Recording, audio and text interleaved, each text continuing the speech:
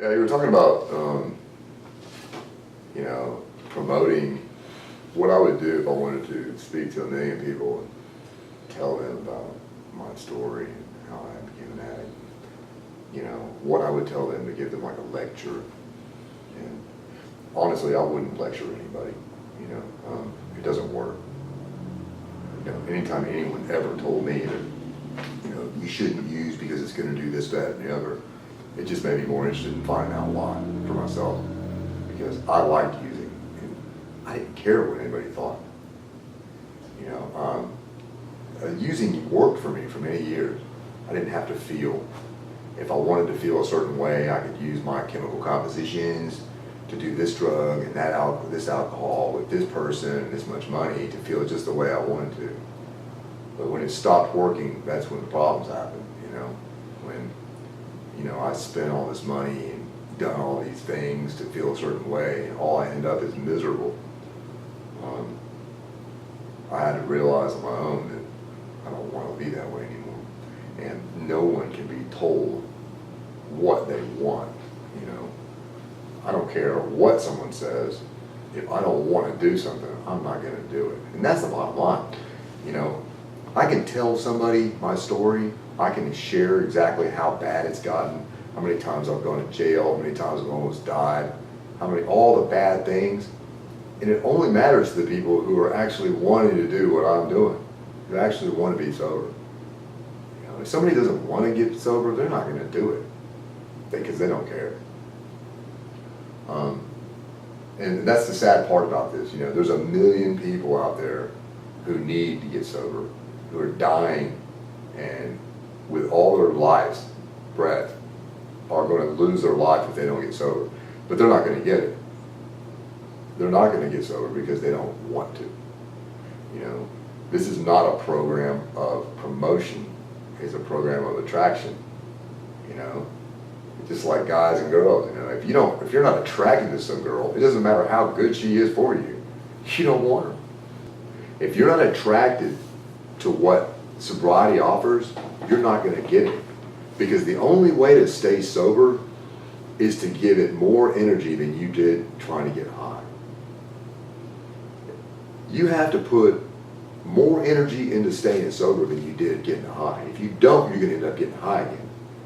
Because everybody knows that's what you want to do, and that's what you want to do. Because if you didn't, you wouldn't do it. If people want to go mow the lawn, they're going to go mow the lawn. If people want to get a haircut, they're going to get a haircut. If people want to get high, they're going to get high. If you don't want to get sober, you don't want to paint your car, you don't want to wash your dishes, you don't want to clean house, you're not going to do it. Bottom line. Right now I've been sober 16 days. 16 days. How do we know you're not going to do it again? Don't. We don't know. Nobody knows. Not even me. Do you feel confident that you're going to be stronger this time, or you don't know? I have no idea. It's God's will. I feel that today I'm not going to get high. I can feel pretty rest assured that if I stay in the same mindset that I'm in right now, there's a real good chance I will not get high today. What tomorrow brings, I have no idea. But I know for today, I'm not getting high. And that's all I know. Because this is what I want today. I want to be sober today. And if I keep doing the same things every day, going to meetings, helping another person who's in my shape, I won't go out and do it again. If I stop those things, possibly will. It's interesting that the number one thing that helps somebody who's an addict or an alcoholic is helping others. There's some 12-step programs. I'm not going to speak about specific ones. But the whole concept is about somebody helping somebody else. And that's what the attraction is. When somebody new who wants to change their life sees somebody who's done it before and sees how great their life has become, they're attracted to them. They're like, wow, look at this. These people help me out and I have nothing. And look how good their life is. They have everything. When you're naturally attracted to that, that helps people. But even the people helping others, and trying to get their lives back in order, even if the people they're helping don't succeed, they help themselves succeed by helping others, by paying it forward, by spreading the message that you don't have to die with a needle in your arm or a straw in your nose or a drink in your hand. You don't have to die that way. More than I know. I can't even tell you how many times I've been close to dying.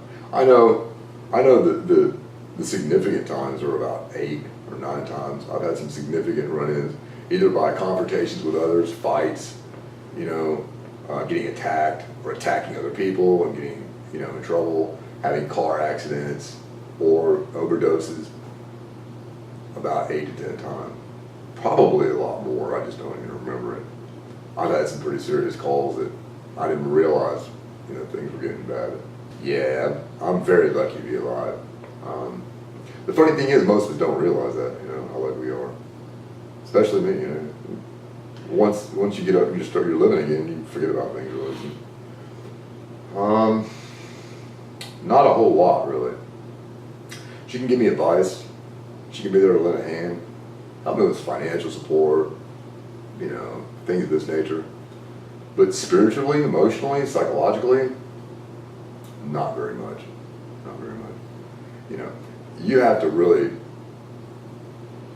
have a dramatic psychological change to want to change your life. I mean, nobody can make that happen for you. It has to be an experience with God. It really does. I see that a lot, especially with families, that the addicts become dependent and, they become manipulators, master manipulators of their families.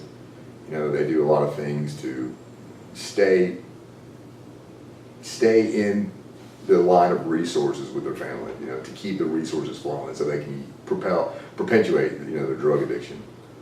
And the problem is that, the families want to help sincerely, and the lines get blurred many times between sincerity, integrity, and manipulation. Is the addict serious? How many times can they say they're serious? How do you know they're serious? You don't. Sometimes the addicts may think they're being serious too. Myself, I don't know how many times I thought this was the last time. Swear to God, promise never do it again. Blah blah blah. That doesn't work. If the alcoholic addict doesn't want to get sober, they're not going to do it. And they don't even know many times. They don't know. It's real easy to get caught up in the delusion that someone else can help somebody else get sober. I love my mother with all my heart and soul, don't get me wrong, but I'm a 43-year-old man. Living with your mother at this age is a little beyond the maturity level. Honestly, when I was 16, 15, I wasn't living with my mother. Why in God's name would I be living with her now? There's no reason for it other than, than just perpetuating an endless cycle of, How many times have you been to jail? I have no idea. Probably about 25 or 30 times. Have I ever manipulated my family? Yeah. Many times. Many times. And what is telling us that you're not going to do it again? Nothing. So you might do it again. Might? I wouldn't use the word might. I would say, to what level of manipulation? But you don't want to do it though. No, I have no intention of doing it. I think even people who are non-addicts and alcoholics manipulate others. Everybody manipulates others. Everybody uses somebody, and it's a fact. It's a fact of life. People who are broke manipulate the government. People who are homeless manipulate others to help them get out of the homelessness. People who have companies manipulate other companies to stay in business. Nobody is an island unto themselves, living in this vacuum of existence without help from others. Everybody depends on everybody, and it's a fact. The problem is with alcoholics and addicts, they take, and don't reciprocate giving back to life. They take, and never give back. Where everything is give and take. Never manipulate? I don't think so. That's an ideal that will never come to pass. It just doesn't work. But To what level of manipulation? Will it be less selfish, self-centered, and self-seeking? I sure hope so. My problem centers in my mind. And it starts with my thoughts. The way I think. I'm very good at logic, you know. And I don't really pander to superstition. I always deal with scientific knowledge as the basis for explanation. But I'm talking about my personal life. And my personal life is controlled a lot by my emotions. My actions are strongly influenced by my emotional life. And though I may be able to do some significant things, you know, professionally, and do a lot of, you know, talented things, you know, professionally, via my ability of thought, you know, thinking. When it comes to thinking and controlling my own life by my own thoughts, I'm severely controlled by my emotions. And where, in one hand, in an inanimate level, where it doesn't have anything to do with me, I'm able to do a lot of logical things, which are quite fascinating. When it comes to, on a personal level of my personal life, controlling those kind of actions via my thoughts, it's complete loss of power. And therein lies the rub. My problem is I don't have power. God does. And it's a struggle at all times to realize where my actions rely on my own power and God's power is to take over. I struggle at all times knowing what I should do via letting go. Do I act? Do I wait? Hurry up and wait? Slow down? Get it done faster? Act now? Take it easy? Dilemmas with thoughts and ability to make the right decisions when you're full of indecision and you don't know the answer. It's my biggest problem. When I have a logical question where there's an A-B multivariate, you know, hey, you got choice A, choice B, and there are two logical conclusions, I can make a conclusion pretty easy. When A goes to an unknown place and B goes to an unknown place, and I'm trying to solve a problem which I don't understand, I try to deal with it on my own thought basis. It fails inevitably. There's a lot of people who deal with this issue, you know. How do you know you're an alcoholic or an addict? What defines that? You know, a lot of people to deal with this, well, I'm not an alcoholic, I'm not an addict because I haven't done that. Well, I've never slept outside. I've never stuck a needle in my arm. I've never snorted cocaine. I've never smoked crack. I've never slept under a bridge. Those are called yets. Those are yets.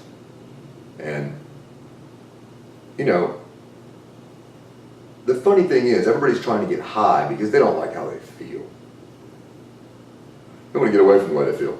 And speaking for myself, I've never liked how I felt. I've never, in my entire life, been able to manage using because I was using for all the wrong purposes in the first place. Yeah, there's a lot of group of people who experiment with alcohol, drugs, because they want to feel different and see what it's like. And there's a select group of people, myself inclusive, that use alcohol and drugs because they don't want to feel the way they do. And they want to change how they feel because they can't accept life the way it is. And that's the group of people that I belong to. People that are using because they want to change their life. And they think it's going to work out for the better, but it never does. I don't think I've ever had control, to be honest with you. I think the types of substances I use changed. You know, I think the types of jobs I had were less tolerant or more tolerant towards those things. You know, I used to work in the construction industry where there's a high rate of alcohol and drug abuse, you know, and nobody really cared, you know. They just wanted you to do the job, you know. So if your life was a wreck, they didn't really care. It was not a problem.